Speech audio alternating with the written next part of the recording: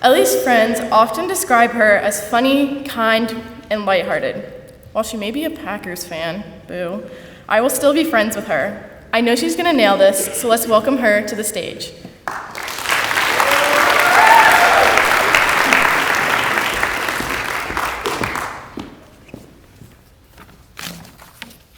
For those of you who don't know, I'm a huge Green Bay Packers fan.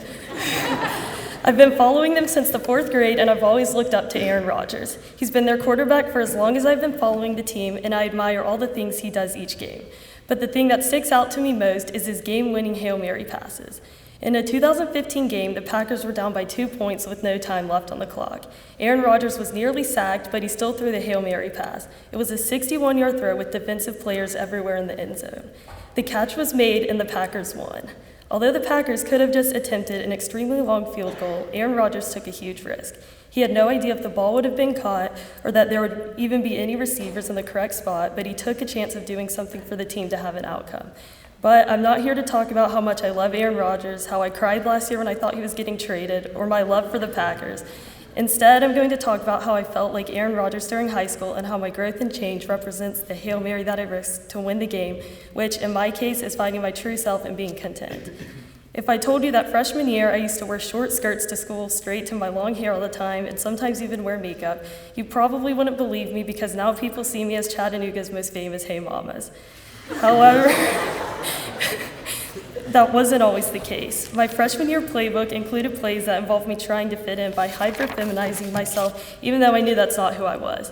However, I still forced myself to fit in and fully convinced myself that I liked being super girly so I would feel accepted.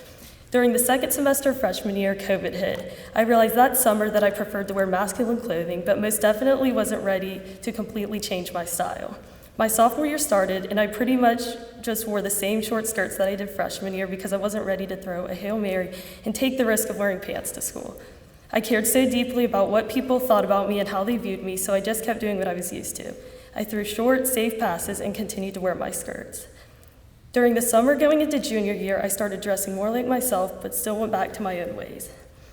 Junior year came around, and for maybe the first month, I still wore skirts. But around September, I felt like I was Aaron Rodgers with 1 second left on the clock and 1 play left in the game. In this case, my Hail Mary was taking the risk of completely switching to skirts, or from skirts to pants. The ball making it to the end zone represents me being content with myself. However, I was worried that there wouldn't be any wide receivers or tight ends in the end zone. Aaron Rodgers knew he had to throw a Hail Mary if he wanted to win. He had no clue whether the ball would be caught, but he took the risk of doing what was best for the team. If he hadn't taken that leap of faith, he would have never known what kind of outcome there could be. While I feared of interceptions, people making comments, and my players not making the game-winning catch, rejection, I threw the Hail Mary and decided to wear pants to school. It felt like the scariest thing I could have done at the time, but the ball was caught. No one questioned it, and no one made comments. I was finally comfortable with myself and felt like I had thrown the game-winning pass.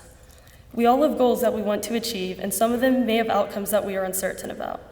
No matter how difficult or unlikely they may be to achieve, it is always possible. But you don't know until you try.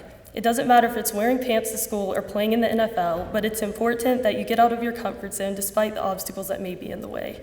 If you don't allow yourself to throw a Hail Mary every now and then, you may miss out on something that could significantly change your life.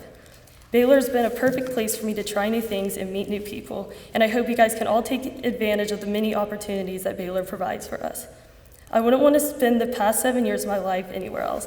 I want to thank my friends, family, coaches, teachers, Mary Holmes Phillips, Claire Tebow, and the Baylor community as a whole for the unconditional love and support, because without you guys, I wouldn't have thrown the Hail Mary pass that resulted in self-love and growth. I'd like to end with a quote by Morgan Freeman from the album Savage Mode 2. He says, "There will always be doubters and haters, but they only have the power you give them. Remain focused, move forward, and never lose faith in yourself. Until next time, stay in savage mode because anything else would be too civilized. Peace."